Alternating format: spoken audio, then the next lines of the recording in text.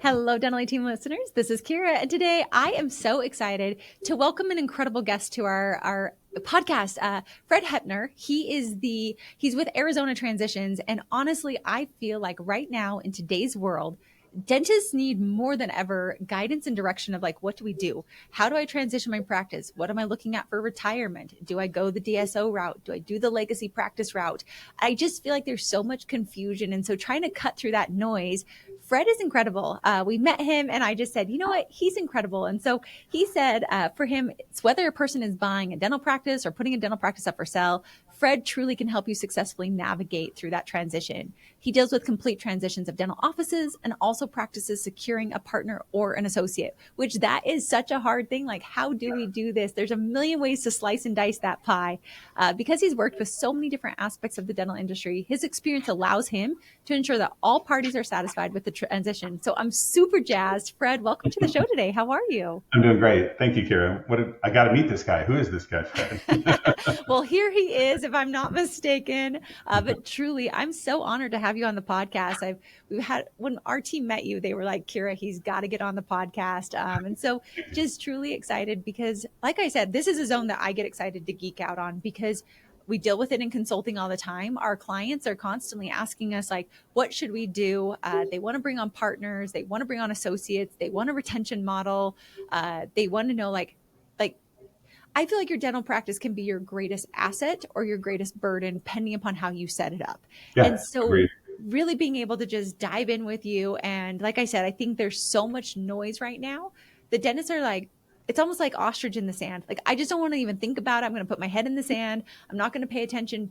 But the reality is, like, let's educate, let's learn, let's bring experts in like yourself. So that way dentists can feel more confident making the decision. I don't think it has to be scary. I don't think it has to be daunting. We just No, need to be educated and hear wisdom and then do what feels right. So Fred, that was I, my intro, but anything else you wow. want to add of how you got here? Or, I mean, Mm, I'm just excited to riff with you today. I appreciate the opportunity, and I can tell you even from what you just said, back in 1983 when I started in the business of dentistry, the interesting thing was I didn't hear very often, "Hey, what's your transition plan?"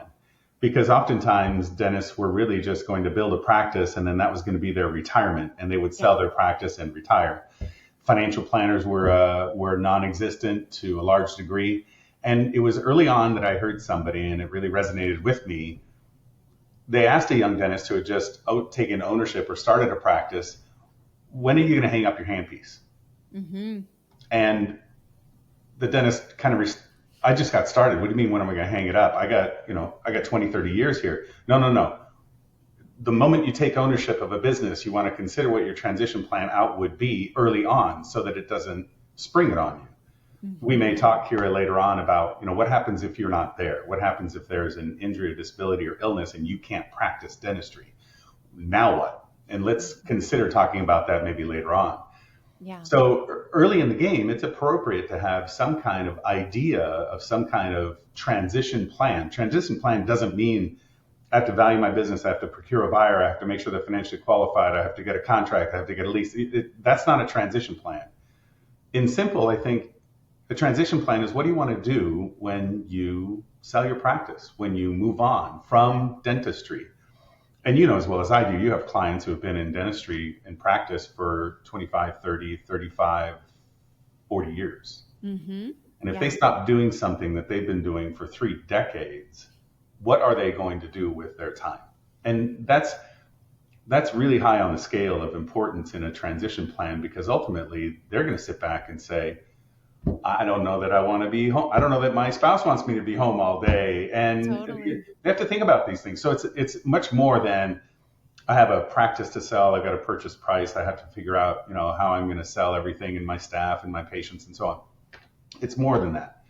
So I think in the initial phases of somebody considering what's my transition plan, they can pull their head out of the sand and look at a spot and say, what do I really want to do? If I don't do this, what will I do? And then fields a whole bunch of other questions into the play. Number one, how much am I going to make from selling my practice? What are the economic outcomes? How much in proceeds will I have after all the fees associated with selling the business and the taxes associated with paying for the proceeds? Now, what have I got left? What does that number look like? Well, I have no idea. Well, I need to find out. That's why I have a business. Mm-hmm. Gosh, Fred, I am so grateful you brought this up because honestly, I feel like, so I don't know, my financial advisor teases me all the time. He's incredible. And he's like, Kiera, you are the person that has every exit strategy. You're like, all right, so what's going to happen if this happens or what happens? And I love to play this game with my husband. I'm like, okay, so if there was a fire in our house in this location, how are we going to get out? Or if we had this, because I feel like when you have almost that North Star, especially in your life of, okay, this is how much I want when I want to retire. This is when I want to retire. This is like you said, if I want to, what am I going to do when this doesn't, like when I'm no longer doing dentistry? Because you're right. I actually, working at Midwestern University in Arizona, Mm-hmm. I know a lot of dental students and I know a lot of dentists now. And I've been gone from Midwestern for about now, about 9 years. And in those 9 years, which does not seem that long, it's not even been a decade, there have been students who have gotten disability. There have been students who have gotten cancer and can no longer practice dentistry. Yeah. There are students that have already sold to DSOs. And I'm like, their life looks so different. The student I'm thinking about who ended up getting pretty sick and had to leave, thank goodness he had his insurance on him, his disability insurance. But like when I met him, there was no way that we ever would have thought like 4 or 5 years into practice. I went and saw him in his practice and now like he's not doing dentistry anymore. And so I think, Fred, it's one of those things where I hope and pray every dentist who's listening gets to work until they're 80, 90, however long they want to go, that they get to practice their craft. But I think what you're talking about of let's think of what would I do if I couldn't do this anymore, whether by choice or whether by life. And then be able to make decisions because I feel like when like when you stair step it back, you're able to actually navigate today way more confidently than if you don't have a plan. And I think Amen. that gives you more Amen. security than anything else. So, And if your practice is stable, strong, producing a good profit, and you are able to not only retire debt, but start to put away for your own retirement, you are much more in a direction and of control also. So retirement may not be a year or a number. It sometimes is an event because injury, disability, illness, sudden death have no discrimination. It can happen to anybody. And if there isn't a plan in place for that, which I would recommend dentists look into, if they don't have them in their community, forming private indemnity groups, disability coverage groups, where if a group of 16, 17 dentists that parochially are in the same community and know each other and respect each other would agree that if anything were to happen, the group would get activated and it would cover the practice a day at a time on rotation for all the membership until the practitioner returns from the injury or disability, or the practice is sold because the dentist is incapacitated and can't come back. As a side note, I want to mention to you that I do this for 6 different groups here in the Valley, wow. in Phoenix, where I live. And there are anywhere from about 12 to 22 dentists in each of those groups. So if your listeners or if anybody in the A team wants to know more about forming groups, I'm happy to pay it forward, provide it for you.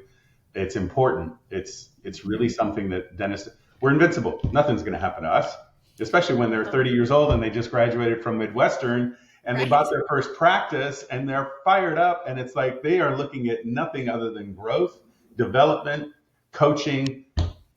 They're not even thinking if something were to happen to them. So just as an aside, let's you and I make sure that we talk more. And for any dentists who want to develop those kinds of groups, it is invaluable. And there are tons of stories that I could impart to you and impart to anybody who's willing to listen about dentists that have a mishap. Jim Jorgensen here in Phoenix Yep. owned Squaw Peak Dental for years. Mm-hmm. He was in Vegas with his wife, Terry. Midnight, they were up in the hotel room and he flatlined. He had a massive heart attack. She kept him going until the paramedics arrived. He survived. We activated the group. We covered his practice for 3 months. He came back, continued to practice. A year later, he sold it. So he couldn't have done that. He would have lost that asset and lost the value that that asset has on the open market if that group hadn't been in place. So I love that. And thank you for sharing that. And that's something I didn't even know existed. And I'm just very pro, like, I remember when I was filling out our trust and I had to write my will, and I was not very old, still like in my 30s. It was really weird and it made me feel icky. And when you said the phrase earlier of like death, disability, illness, that has no discrimination. It hit me in my core of, you're right. Like, we do feel like we're invincible, but the reality is those three are hanging out at any moment, and we have no idea when they're going to strike us or our family or someone that we know. As icky as that is. And so I feel like it's like, let's get prepared. Like when I had to figure out what's going to happen to me if I ever am incapacitated, and I called my brother, who's my power of attorney, and I said, okay, this is what I want. Are you willing to do it? But now I like, if it happens, great. Like he knows, I know there's a plan in place. And as much as I would hate for it to happen, there is a plan that's like, and I feel, gosh, maybe I'm just a selfish, egotistical human over here. It does give me a lot of empowerment to know that I know if something were to happen to me, things are good. And I will also say my whole team hates it, but I have an entire death plan of if Kiera Dent dies, I haven't made it so sweet that they want to kill me off. So like, that's my caveat. Like, let's not make it that good. But there's an entire plan, because I realized if I don't have this plan in place, if things aren't able to be transferred quickly to people that I trust and that people need to execute on, this company would die and we would not be able to serve all the people that we have. And so as weird and as eerie as it is, I feel like, Fred, there's so much empowerment that can happen because it's no longer scary. Just like getting an operations manual, just like getting all your systems in your practice in case someone leaves. I feel like it's the same thing for your business and your life. So Fred, like, that's a great tip. And I think people should reach out and definitely connect. Maybe for another future podcast coming to an A-Team podcast near you, right? I mean, hey, I'm here for it. So no, it's really important. People take it for granted. And it's interesting because the people that are in the groups that I have and sponsor just sitting back and say to themselves, why wouldn't anybody not be involved in this type of group?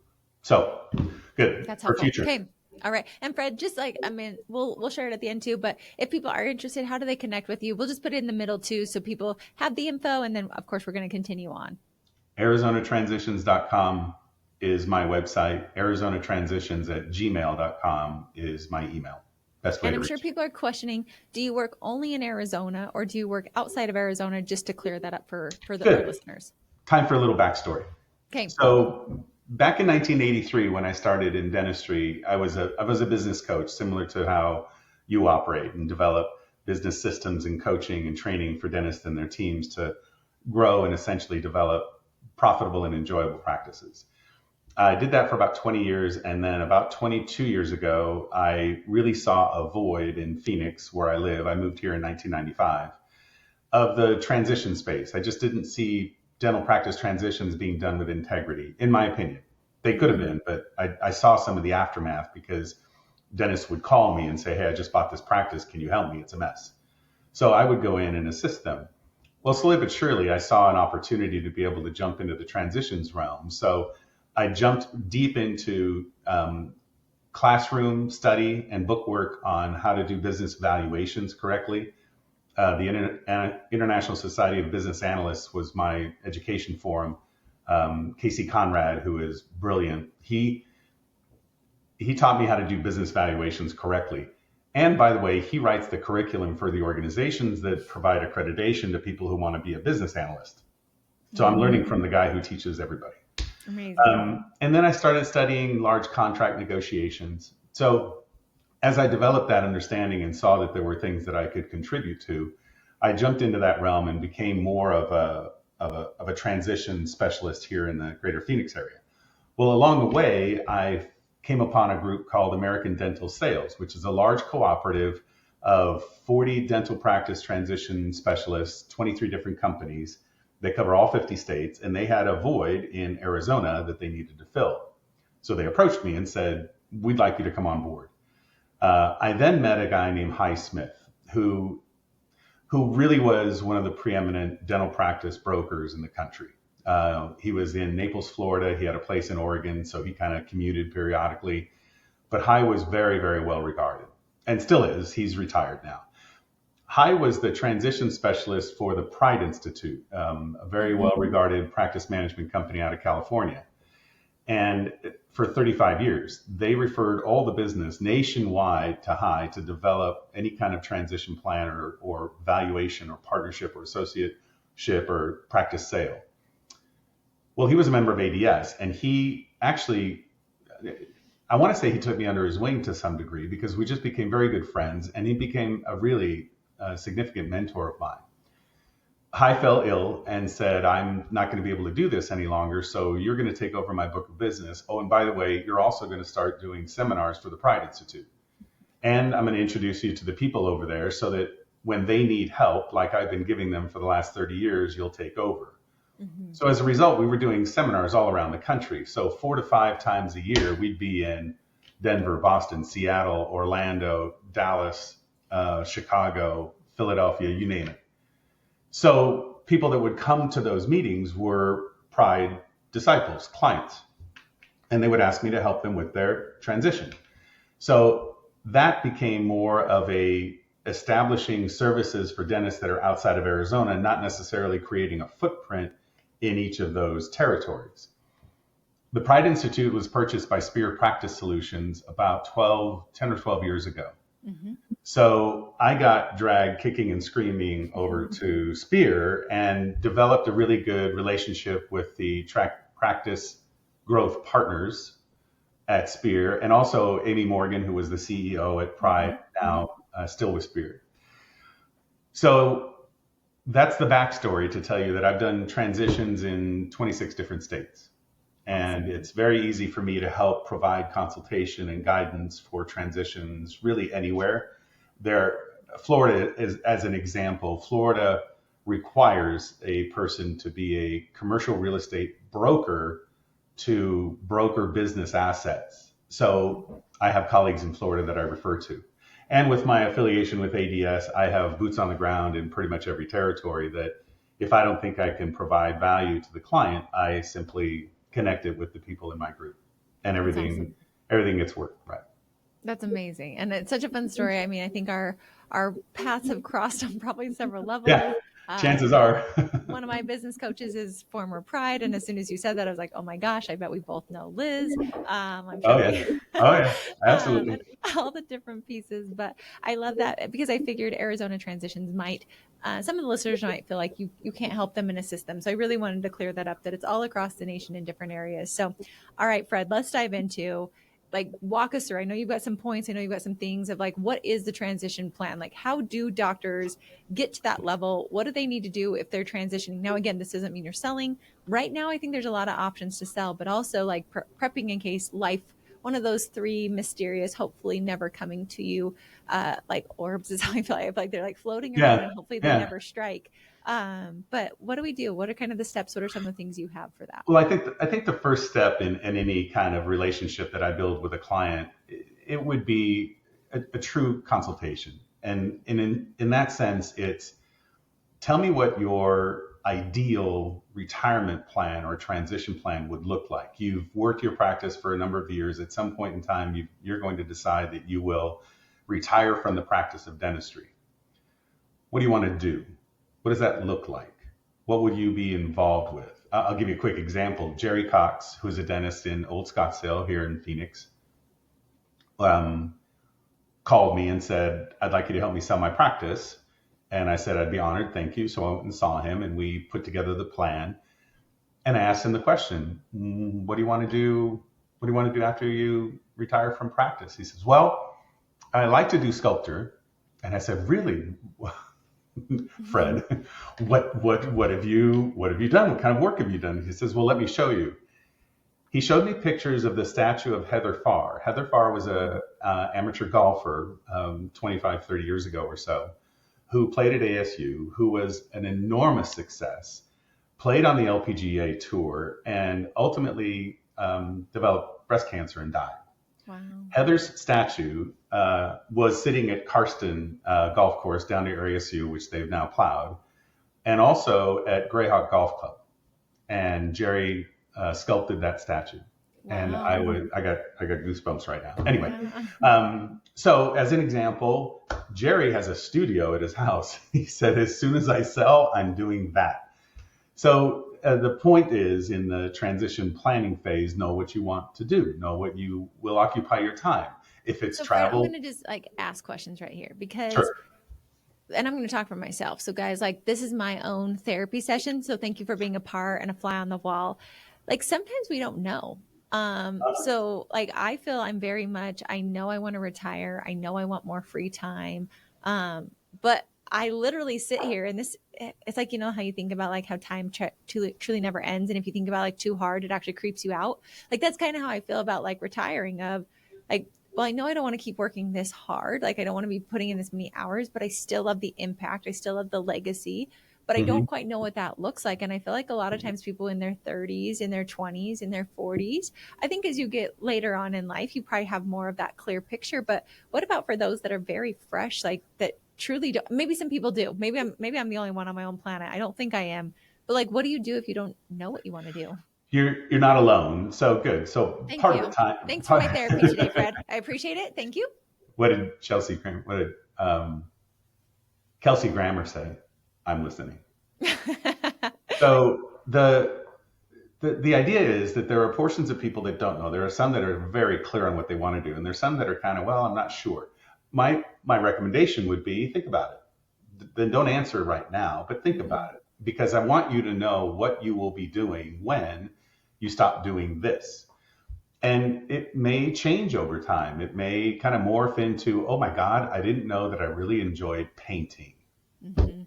Okay, then that's maybe what you might do, because as you retire from the proceeds of your sale of your business, you'll build out a studio in your home or in the casita or whatever it is. So it's okay that you may not know. It's okay that a person may not know what they want to do, but it's important to start thinking about it, and then Mhm. we can kind of move into the rest of the questions, which I would say, is it a year that you'd like to finish working? Some dentists may want to finish when they're 55. Some may want to work until they're 65. Some may want to finish working when they're 50. Or it might be a number. My investment portfolio has to be at $10 million dollars liquid, not including hard assets like home, vacation home, cars, anything like that, boats, Mhm. whatever. But that the liquid assets have a certain number, because then I know through my financial planner, because he did a wealth timeline. Right. Yep. Another side note, right, Kiera? Exactly. Um, he said that if you keep doing what you're doing and you retire at this age and you pull in Social Security and you have this required distributions from your portfolio, you'll be able to have this much money when you're 99. Mhm. So, and that's just a mathematical spreadsheet that most good financial planners have. And I highly recommend it for anybody who's in business, who's developing a portfolio for retirement. Yeah. So it may not be, I don't know yet. Okay, good. Well, think about it and know that I may circle back during our relationship and ask you, have you given much thought? Do you know what you're going to do? Early on, is it important? Not as much as when it's a 3 to 5 year window. When it's a 3 to 5 year window from retirement, then we want to talk more significantly about it, because Got it. that will Because be that's a what I good. was curious. I was like, should Mhm. people be talking when they're in their 20s, 30s? Or is it something where like start to think about it?